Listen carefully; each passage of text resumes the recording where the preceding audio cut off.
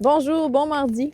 Aujourd'hui, le nouveau conseil municipal de Saguenay va siéger pour la première fois depuis les élections et les élus vont se faire assigner officiellement leurs nouvelles fonctions au sein des conseils et des commissions.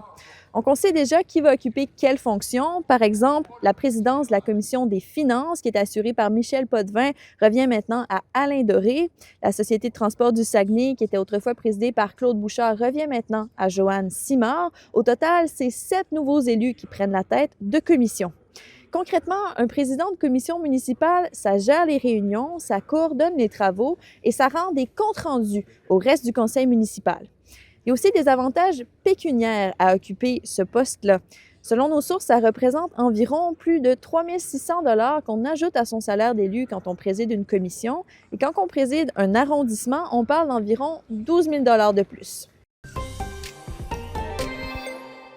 Un autre dossier à surveiller aujourd'hui au conseil de ville de Saguenay, c'est celui de l'ex-greffière Caroline Dion qui conteste son congédiement devant le tribunal administratif du travail. Elle poursuit la ville de Saguenay et plusieurs anciens élus pour 800 000 $ et aujourd'hui, les élus vont se prononcer sur une entente à l'amiable dans ce dossier-là.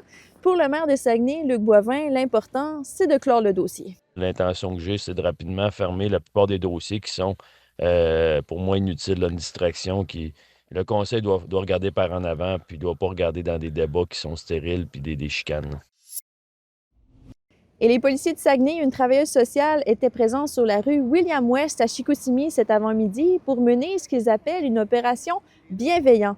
Ils ont rencontré des gens du voisinage à la suite des coups de feu qui ont été tirés et qui ont blessé un homme dimanche.